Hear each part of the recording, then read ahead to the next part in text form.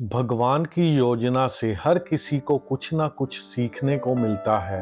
एक बार की बात है, गांव में एक आदमी रहता था जो बहुत आलसी था। वह काम करना नहीं पसंद करता था, इसलिए वह हमेशा अपने पेट को पालने के लिए सबसे आसान तरीका ढूंढता था। एक दिन उसे एक फलों का भरा हुआ पेड़ मिला। उसने चारों ओर देखा, पेड़ की रखवाली करते हुए किसी को ना देखकर बहुत खुश हुआ।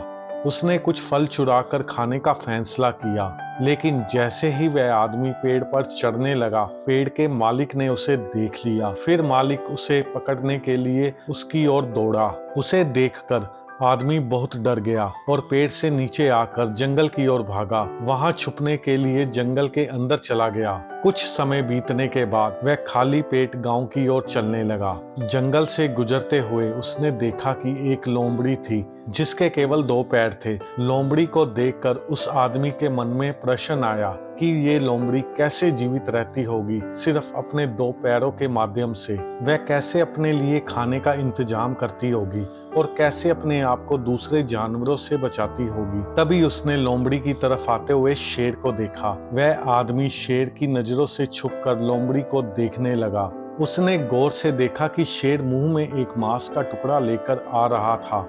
शेर को देखकर सभी जानवर भाग गए, लेकिन लोमड़ी नहीं भाग सकती थी। वह आदमी ये देखकर हैरान हो गया था कि शेर ने लोमड़ी पर हमला तो किया ही नहीं, बल्कि मांस का टुकड़ा भी वहीं छोड़ दिया और चला गया। ये देखकर उस आदमी ने भगवान की योजना को महसूस किया और मन ही मन सोचा कि भगवान सभी के निर्माता है और उनके पास भी जीवों की देखभाल करने की योजना है। फिर ये सोचने लगा कि भगवान ने उसके लिए भी जरूर कुछ ना कुछ सोचा ही होगा। फिर वह वहां से चला गया और गांव के पास एक पेड़ के नीचे बैठ गया। बैठे बैठे मन ही मन सोचने लगा कि कोई वहां आए और उसे कुछ खाना खिलाए। वह आदमी सड़क की तरफ देखता रहा कि कोई आकर उसे खाना खिलाए, लेकिन पूरा दिन बीत गया और वह अभी भी वहां खाली पेट बैठा था। फिर वह दुखी होकर वहां से वापस गांव की तरफ चलने लगा। गांव वापस जाने के समय उसकी मुलाकात एक बूढ़े साधु से हुई। उस आदमी ने बूढ़े साधु को सब कुछ बताया और साधु से सवाल किया,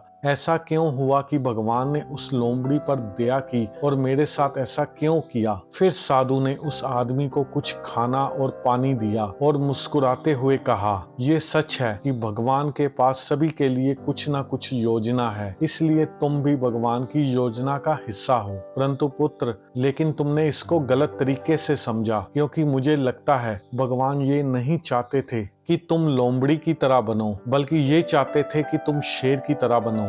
ये सब कहकर साधु वहां से चला गया। फिर उस आदमी को समझ आई कि भगवान ने अगर हमें जीवन दिया है तो कुछ ना कुछ करने के लिए दिया है, खाली बैठकर या आलसी बनकर रहने के लिए नहीं दिया है। इस कहानी से हमें ये शिक्षा मिलती है, भगवान ने हमें अपना काम करने के लिए शक्ति और क्षमता दी है और हमें हमेशा चीजों को सकारात्मक तरीके से देखना चाहिए। उम्मीद करता हूँ ये कहानी आपको पसंद आई होगी। अगर आपको ये कहानी पसंद आई है तो वीडियो को लाइक करें, चैनल को सब्सक्राइब करें और ज्यादा से ज्यादा शेयर करें। धन्यवाद।